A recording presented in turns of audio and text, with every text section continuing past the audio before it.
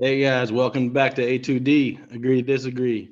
It's Saturday night. We got lots to talk about. So happy New Year. It's the first of the year, and tomorrow is big day, championship day for a lot of us still in the fantasy world. So we got a quick show. We wanted to go over all the updates. We got a bunch of COVID updates, injury updates. So we got some last minute changes we might need to adjust to our lineups. So if you guys have any questions, I know I made a last minute change today. So if you guys are in that same world, then hit us up. Let us know if you have any questions. We'll give you our advice. What we would do in that situation. So that's why we're gonna come to you guys today. What do you got, Michael? Yeah, guys, if you're not already looking at your ins and outs, obviously if you're on, one of the year-long sites, you should already know if your player's in or out. The big thing you guys want to focus on is having your handcuffs. Week 16, 17, playoff time, you should already have your handcuffs anyway. If you're somebody who rosters Antonio Gibson, you want to go out and actually have Jarrett Patterson, something like that already. But if you don't, if the guy that you're playing against had Antonio Gibson, he wasn't smart enough, run out and get Jarrett Patterson. He's going to have a lot of volume, guys, stuff like that. But yeah, just running down real quick, BT, I know we have some COVID news today coming out of Indy. Yeah, Want to go ahead and big, tell you pretty guys big, about it? pretty big news. Carson Wentz, he was cleared today from the COVID list. Like you said, if is he going to be cleared by the doctors? Is he going to have symptoms tomorrow and be able to play? Keep an eye on that, but it's looking good. I mean, if he was cleared today, I think it's a pretty good shot. He's got to play tomorrow. So if those of you that have Michael Pittman, which a lot of people do, you're definitely feeling a lot better today than you did yesterday because we were sweating if he was going to play or not. But it looks like he is. So fire him up if you got Michael Pittman.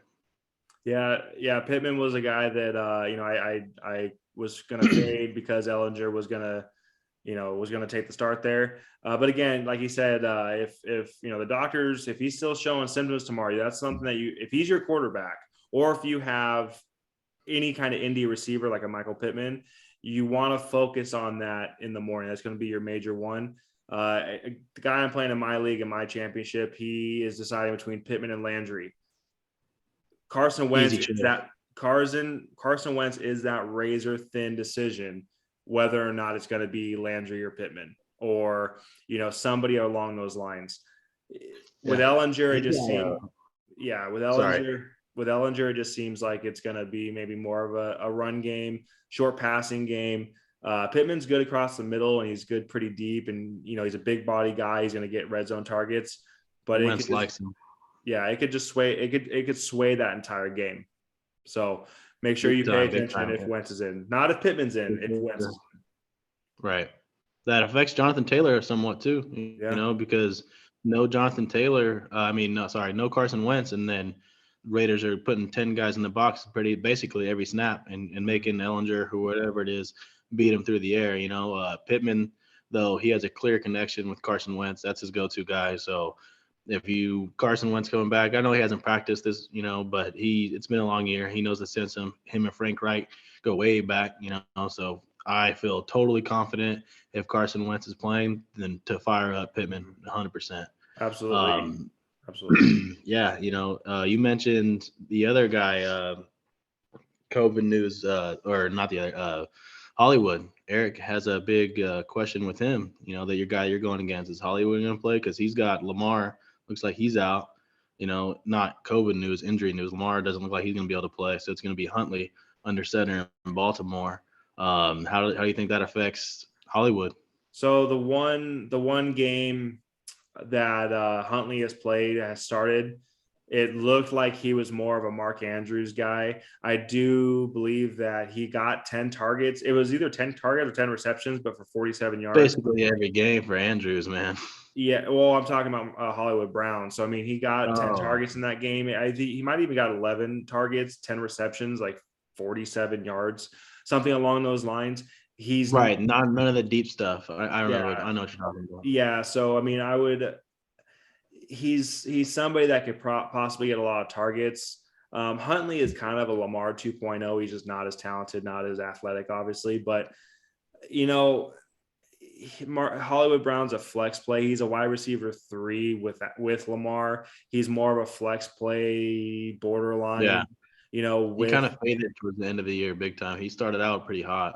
yeah, and you know the Rams, you know they play a lot of man, so I mean it could be something that you could beat them deep, but they look like they're pretty healthy now. They've gotten all their COVID out of the way. I don't know where Jalen Ramsey's gonna be lining up. I don't see him on Hollywood kind of lining up against Hollywood. He's gonna probably line up on like Bateman. It's just kind of more of the prototypical big receiver that Ramsey likes to play with. So, you know, it's someone that you could fire up Hollywood in a flex They might spot. put him if Ramsey plays in the middle, dude. Like they could put him on Andrews. That's what I would do if you're the Rams. I'd definitely be doing that. And trust this fast guy. Your little guys out there with those other fast guys. Yeah, the Rams That's have what I would some. do. The Rams do have some physical safeties though. Taylor Rapp. That could increase the looks for Hollywood. It could. It could. Eric's got a big decisions to make. Tomorrow because he's got T. Higgins is looking like a must start. With Carson Wentz coming back, it looks like Pittman's a lock. So he's basically down to Hollywood or Landry for your wide receiver 3. Yeah, and Landry is a guy that he is the number one receiver out there. How good is that? Yeah, out there. Baker's been.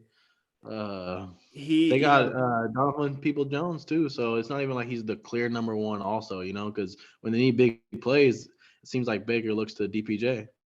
Yeah, it's hard because the offense runs through Chubb. I mean, they're run first. Kareem Hunt is let's go. Kareem Hunt's a major question mark, but if he goes, I mean, he's even going to take some targets out of the backfield. I mean, even Hooper and Njoku, those guys like to steal a lot of targets. DPJ, like you said, he's the only Browns I've liked all year has been the 2 backs. And Hunt's been in and out all year. He's a dog. I bet you he tries to fight through it. It's an ankle, so I bet you and their season's on the line. So if he doesn't play this week, he's probably not going to, and they lose, then he's not playing next week. So it's win or go home. Kareem Hunt's probably going to play through it, which kind of hurts me. I'm a Chubb guy, and I'm in a championship and I'm starting Chubb. So I was kind of hoping Kareem Hunt would just take one more week off, but knowing Kareem, well, not knowing him, but from what I see, he's a guy that plays hard, runs hard, so he's going to try to get through it. I could imagine. Yeah, I mean, I think 2 games against Pittsburgh last year, I mean, they put up some points against them. And Pittsburgh has a worse defense this year than they do last year. So, I mean, you could see the Browns actually, I mean, this is one of those games that, Baker's going to get fired up for. They're on the outside looking in. On the line.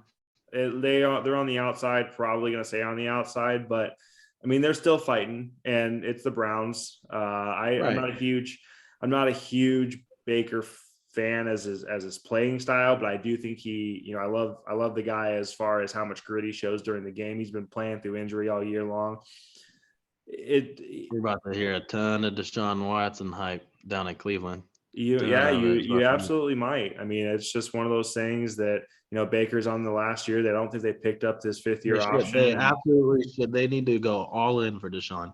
They're a team right there, ready to win. Mm-hmm. They need to do that. If I were them, they would. You see what a quarterback change can do for a team.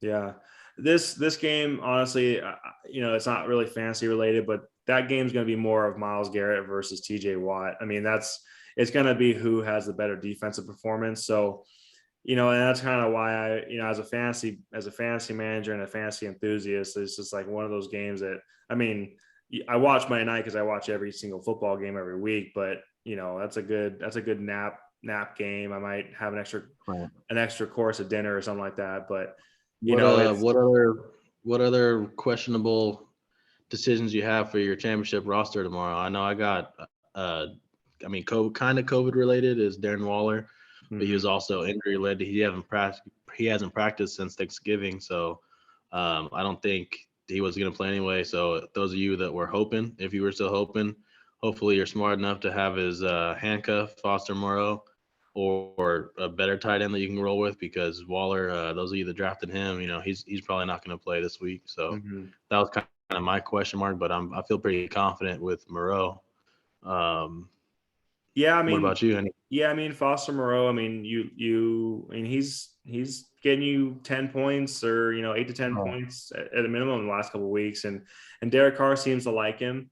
It really affects Hunter Renfrow the most. Renfrow is going to get more targets when Waller sits, but yeah, I mean Moreau is a very solid start if you have Right. to go that route. He's going to be a better start than say like a Gerald Everett or Conklin who's questionable, or Austin Hooper, all random, Right. Evan Ingram. There's waivers. another, Yeah. because those are some other guys that are on the waiver that I was looking at.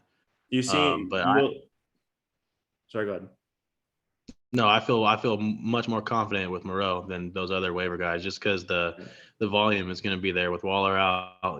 He's been getting his looks, so I definitely feel more comfortable with that. I know your question, Mark, in our league is your flex, right? You're going to go with Patterson. You're going to go with you feel confident or what? So, The with Gibson being out. so this is Gibson the got time. COVID, right? Gibson got COVID and he's officially out tomorrow. He is vaccinated, so there was a possibility he could get cleared in time. He didn't. What I will say, the reason why I'm going this route instead of another route here is because just 2 weeks ago, Washington played against Philly in Philly, and they basically ran whatever they wanted against them with three different running backs. Right. Taylor Patterson Gibson had a solid day. did fall into the end zone. He had, I think he had 4 or 5 rushes for 20 yards and a touchdown. And, they lost that game. So Philly did win that game. And, they still, I think Antonio Gibson had 18 or 19 points based on rushing alone. He had, I think, 2 or 3 receptions for a couple yards, but that didn't really factor into Right. it. So you can run the ball against Philly. And other Right. And they had the other running back too, out of the backfield. Who was that catching all those passes? So Jonathan Uh, Williams last week got a lot of work in garbage time. He was a practice squad guy coming into last week. He yeah, kind of but he's not. Yeah, I yeah, think Patterson. Like you said, he's a practice squad guy. I think that pretty much says it all. yeah. He's like Patterson was a guy that's been on the roster. He's been the number 3 guy all year. I'm drawing a blank that Well, number. they're Who's that? they're You had him on your roster all year. That running back, the pass catcher out of Washington. oh I McKissick, can't think J.D. of. McKissick. There you go, McKissick. Yeah, Yeah, so he's out for the season with that with his concussion. catches out and Gibson's rushes out, Patterson's volume seems to be there. I picked him up in my other league. I'm Mhm. thinking, because I have Antonio Brown, who was actually uh, tweaked his ankle apparently in practice. So if he doesn't go, my flex decision becomes Brandon Ayuk with Trey Lance now. Because Garoppolo's Mhm. hurt. So Mhm. do I trust Ayuk with Trey Lance or do I go with Patterson? And I think we kind of just broke it down and it explained why I'm going to put in Patterson if AB can't go, just because the volume alone. With McKissick out and Gibson out. I feel like Patterson's going to get 20 touches against not the best run defense in Philadelphia. Mhm. So I don't feel, he's the one waiver guy that you kind of can pick up and play championship week. I know you're playing Penny, who was a waiver guy, but he's a pretty known hot name right now. Him and Sonny Michelle are some You, league winners, man. Rashad Penny, over the Yeah, last 3 or 4 weeks, I think he had one bad week against, I think it was the Rams, but could be a league winner. he's looking. I'm not going to throw out RB1 conversation because I think that's a little, but I think in the last 4 weeks he's actually the 4th highest scoring running back. Right, So he's right. playing like an RB1. He's getting volume like an RB1. He has an RB1 matchup, and he has they're I might playing be against. wrong, but I But think he's on the last year of his contract, right? So he's yes, fight. He's playing for. He's got a lot going on. That dude's playing motivated. he's He's fighting. Yeah, he's fighting for either a roster spot in Seattle or he's fighting for a contract elsewhere. So, going back to Patterson, though, the reason why, so for guys that are kind of looking for a way out, see, I had Brandon Ayuk in my flex. And with the Garoppolo news, even though they're playing Houston, with the Garoppolo news, I jumped away from that only because I strongly believe that not only is Trey going to run a lot, but Debo's going to run a lot.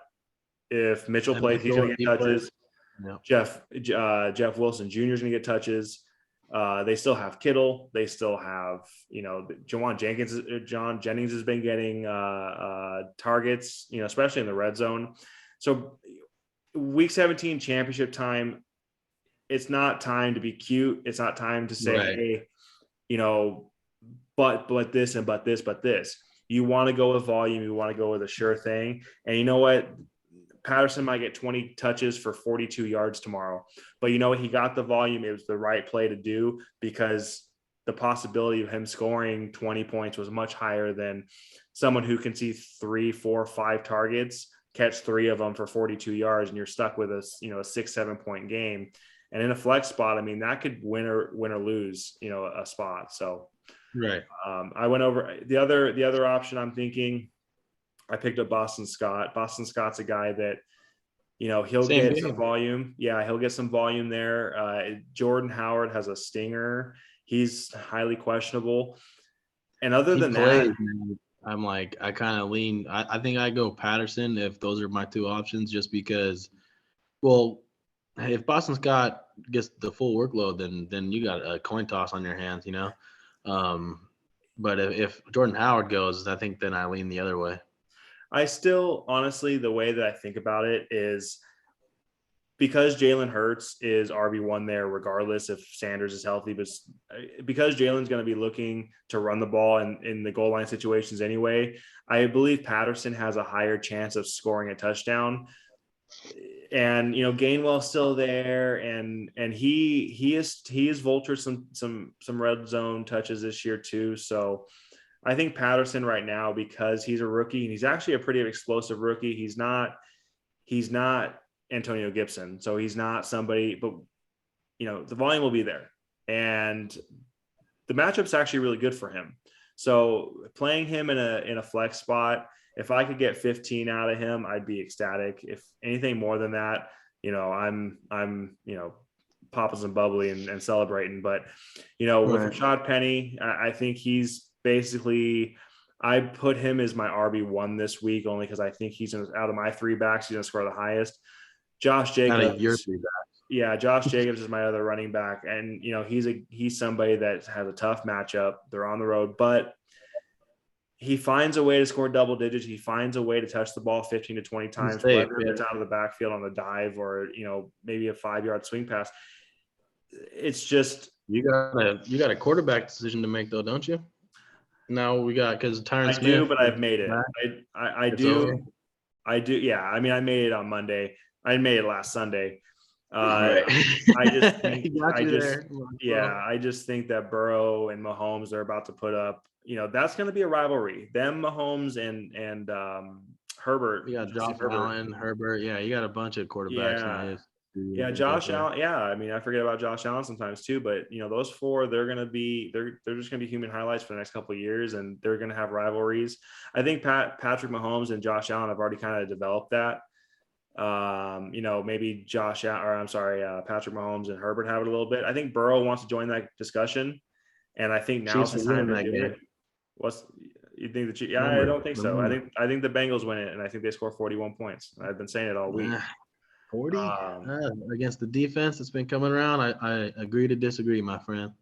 But what other COVID news? I know we got for your team. We got Kirk Cousins. So Cousins is out. He's out. He's unvaccinated, so he's definitely out.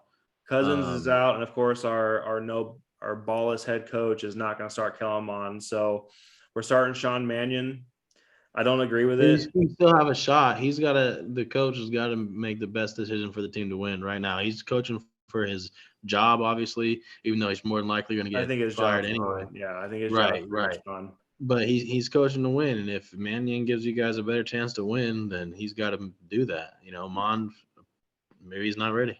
Yeah, and I can see that, but seeing Sean Mannion play in the past. Might as well see what the kids got. Take a shot. Right. You really can't lose much. You got to see what you have. You got to see. I mean, especially in a game like that, you're gonna see what kind of moxie the kid has. And we know what Sean Mannion is. I mean, he's gonna go in there. He's gonna throw the ball 15 to 18 times, and 10 of them are gonna go to Justin Jefferson. And Jair was limited this week, but he's not returning. So Jefferson's still a smart. guy that should lead, probably be a top 5 in receivers with just targets based on who he is. Doesn't matter who's line up against him. They'd have to line up 3 Packers against him to stop him. Right. I was going to ask, how do you think with Kirk out, how do you think it affects Jefferson and Dalvin Cook? Those are the 2 guys, from Minnesota that, a lot of people could be relying on tomorrow. Yeah, I think even with Kirk loaded boxes, you would think a bunch of loaded boxes for Dalvin. I mean, like we talked about the other day, sometimes that's the best time to pop off a long run, and you're still gonna give it to Dalvin anyway. The hell with the loaded box. Bring it. You guys are he's your best player on offense, him and Jefferson. So to me, you fire him up, regardless if Kirk's in or not. I mean, they might take a slight hit. I mean, you're obviously not feeling as confident as if Kirk was there, because then he just brings a lot more because his ability to spread it out and be multiple in the passing game. So you feel better with Kirk, but even without him, against Green Bay, you figure they're going to be trailing a lot, so the points are going to be needed, and those are the 2 best playmakers on the roster. So you have to play them. Yeah, I mean, yeah, you have to. I mean, you there's no question. And those are the guys who will score fantasy points tomorrow. The only thing I'll say is maybe cap expectations a little bit, because you talk about loaded boxes. Bingo. They will load boxes against us. Last year, the game in Green Bay, they did load the box against us. But we also had Jefferson and Thielen both healthy. I mean, we were kind of, at the time, the Vikings were rolling when we went into Green Bay and won that game handily. What I'll say is they're probably going to do it again, but they're going to probably disguise it a little bit better this time. And with Sean Mannion not being able to check in and out of plays, I mean, he might be able to, I don't know. I haven't really seen him play for Minnesota. I saw him play in the preseason, but it's preseason. I can see them forcing themselves to stop the run, and I could also see them roll a safety over to Jefferson and force guys like Osborne and a hindered Conklin and Westbrook, make those guys beat you. If you take away Cook and Jefferson tomorrow, they're going to win by 40. We are also down a couple. Fingers crossed, huh? Yeah, no dancers. I picked Minnesota this week only because I was, going on. I am a Vikings fan. I know I'm wearing Cooper Cup, but there's a reason why I'm wearing Cooper Cup today. I'm switching my pick over to the Packers. The Packers are going to blow us out. We might score a couple touchdowns with Dalvin, but this is basically this is going to end the Vikings season pretty much. Kirk is an unvaccinated player. He's been very loud. He's lost a lot of sponsorships because of his vaccination status. This might end his season also. He may not play next week either. And again, Zimmer, I mean, I respect the guy because he's been in the league for a long time. It's just a new league. I think it's time for us to move on from him. So, I mean, I think he'll finish the season off for Minnesota, but this will be his last season as head coach. And, we'll move on next year because we have the weapons. And I'm not going to bag on Kirk because I think Kirk's a great quarterback. I think he's done exactly what he signed on to do. Great? No, he was playing at an MVP level. Yeah, he's far from the problem. He's far from it, man. They've been in every game. They just find ways to lose. That's coaching, man. Honestly, there's a few plays here and there, and the Vikings are, a 10-win team easily. So I hear it. It's time for a change over there. That's where they're fresh start. They're still the little brother to the Packers, and they have been. There's been years where they win the division, obviously, but with Aaron Rodgers, since Aaron Rodgers has been there, even with Brett Favre, I mean, they've always kind of been the little brother. I still own you. Yeah, well, that's the Bears. He doesn't own us in any. I mean, we beat him 2 times in a row, so hold your horses there, bro, because next year though, with him out of the division, if you guys can get a fresh new coach with Rodgers potentially retiring or going to the Broncos or wherever, that could open the door big time, in the North. And you called it. You guys are right there talent wise with most teams. Talent wise, they just find ways to lose, man. With the right head coach, man, I would be pretty excited. I think we have one of the better drafting GMs in football. We sometimes don't go after the big splash free agents. But this year we went after Dalvin Tomlinson. We got Michael Pierce last year from the Ravens, and he did sit out with because of the COVID, but this was his first year. I mean, very strong D tackles. We went back out and got Sheldon Richardson, who now has switched off to D end, and he's been playing like a dog. And we have DJ Wanham. I think he's a young stud. We're kind of getting away from the points here, Right, but let's get off the Vikings and get back to I'm excited. I'm excited about our core. You're right. I mean, they're close. They're close. But I mean, as far as fantasy goes, we were talking about them because of Kirk's out with COVID. Yeah. That's why we were bringing them up. You still fire up Jefferson and Dalvin. I mean, those aren't even questions. Any other injury or last minute injury or COVID news that the one I wanted to go into is back in that the Chiefs and Bengals game. So CEH is fully out. What you can do, Darrell Williams is going to be a must start. He's an RB2. Gore. That dude Gore should be, yeah.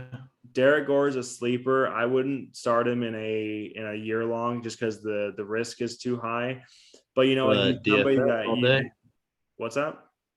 DFS, no? I was going to say a DFS flex play, to get someone cheap. That way you can go and get your big receivers and go get your points that you need to have on the high side of your roster. But when you get down to the defenses and you get down to, flex play, yeah, Derek Gore is somebody that you can put in a flex spot, and it's very low risk. For a year long, there's no way I'm trusting Darrell Williams. Maybe, if you're desperate, but honestly, if you're in a final right now, you're not there, from waiver guys. You're gonna, more than likely dance with the team that brought you there. Bullshit. I'm there because of waiver guys, so I don't want to hear that. Likely, yeah, I play the white waiver every single week. Yeah, that's you because sometimes that's how it happens. You deal with injuries. You got to do what you got to do. And you play the right guys and you get there. But most guys, are gonna play their guys that got them there. So I don't think the Agor, unless it's for a daily fantasy, which have you done one this week? A daily fantasy? I actually haven't, man. I've been slacking because of the holidays. I've been spending time with the family. I haven't put anything. I'll probably put one together in the morning.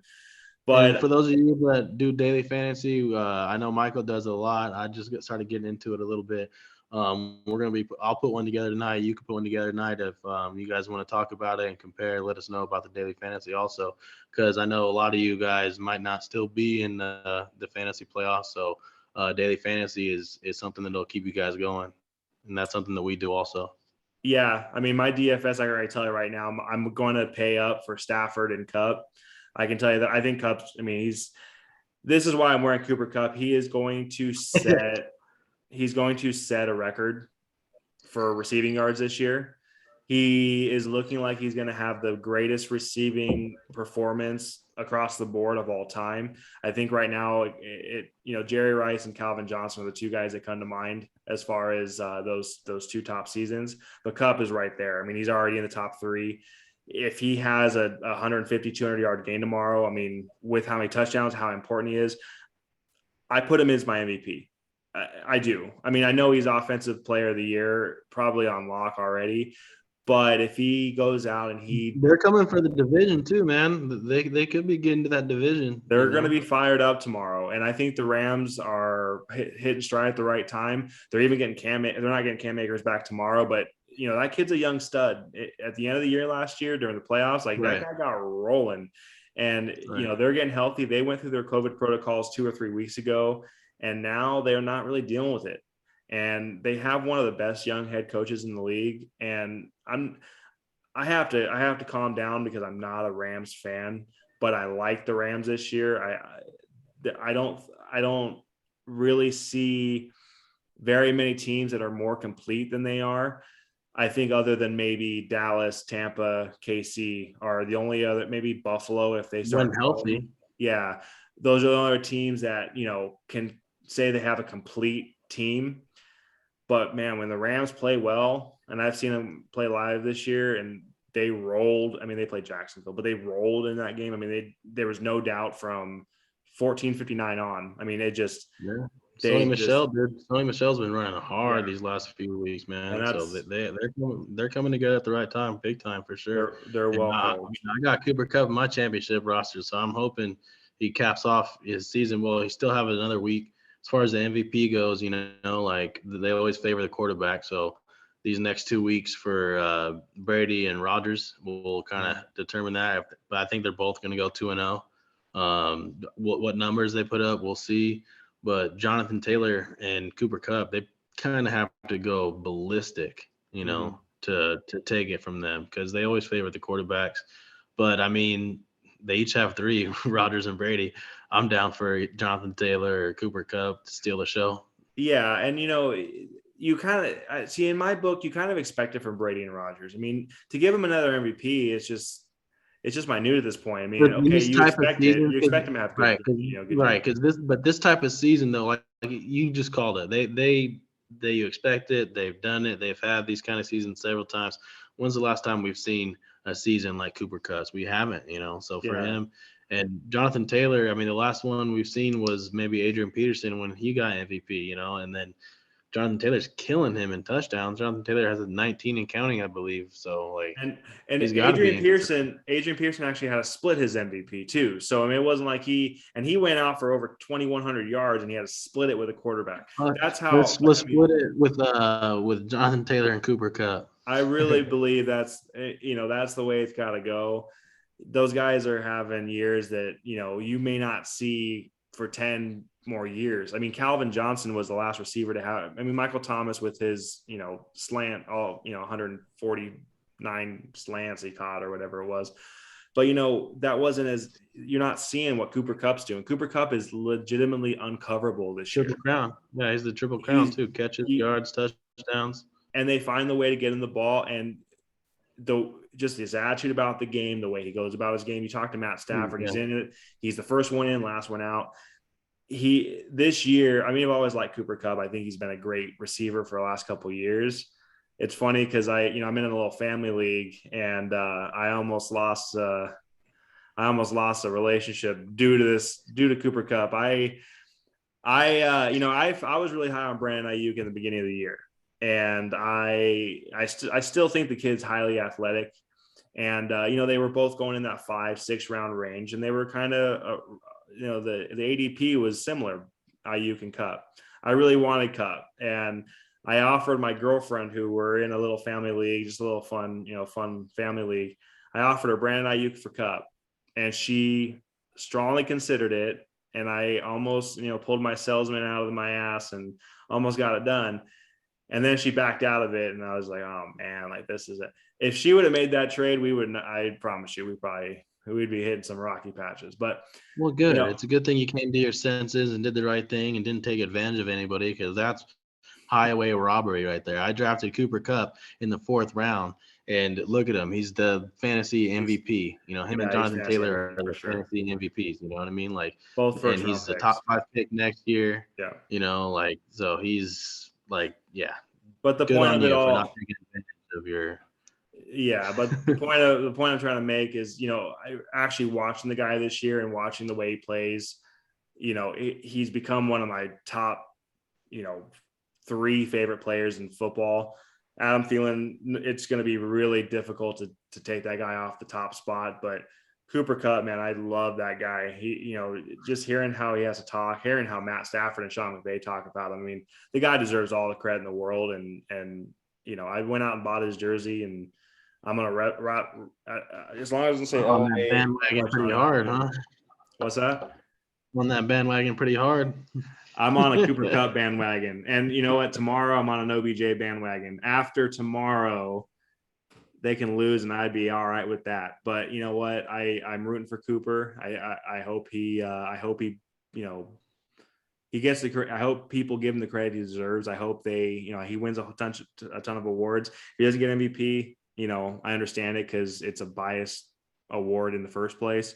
But and Jonathan Taylor, I mean, he's had an incredible year too, and above expectations. And you got to give any other injury or COVID updates relevant to our fantasy championship tomorrow that you got?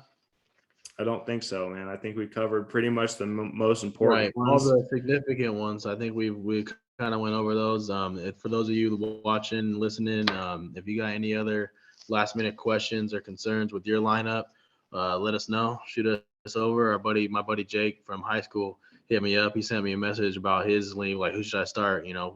Patterson, Penny, Jones. He had great luxury, but we kind of, told him our advice, and I told him, dance with the guys that got you, stick with Aaron Jones. I know it's a risky play, but that's what I would do, So if you guys want us to help you out, we don't want to make your decisions for you. Don't put all your pressure on us, but we'll tell you what we would do. Ultimately, we would always advise you guys to, trust your gut. It's your team. It's your money. So, do what you feel is right. But we'll tell you what we would do. That simple as that. Let us know. Hit us up. Yeah, guys, make sure you for those of you that don't follow us on Facebook, follow us on Facebook at Agree to Disagree. We're going to be all over there, every sports post, every possibility. Let us know. Give us a who versus who. Give us a Aaron Jones versus Jared Patterson. I mean, that's kind of you're going to go with Aaron Jones in that situation, but give us a who versus who.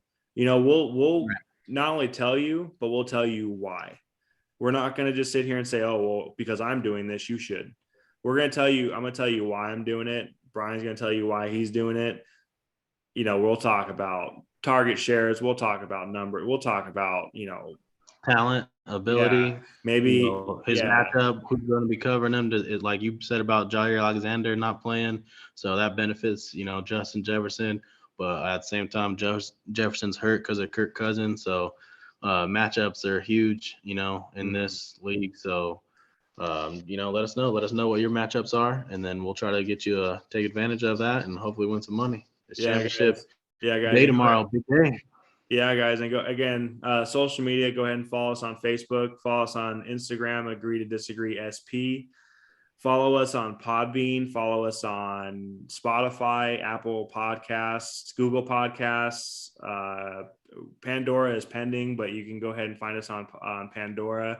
Get ready to follow us on there. Anywhere you guys get your podcast, we're going to be up. So make sure that you follow us, even after this season, even after the NFL seasons, we're going to go into other sports. We're going to go into other stuff. So make sure that you follow us. If you like what you hear, give us a like. Huge day. Huge day tomorrow for a lot of you guys. Me and Michael both have championships, on the line tomorrow. Big day. Let us know if you guys are still playing. Let us know. Hopefully, best of luck with you guys and your championships if you're still in one. Let us know how it goes, man. Best of luck all around. Good luck. Yeah, guys. Good luck. Have a good day. Peace.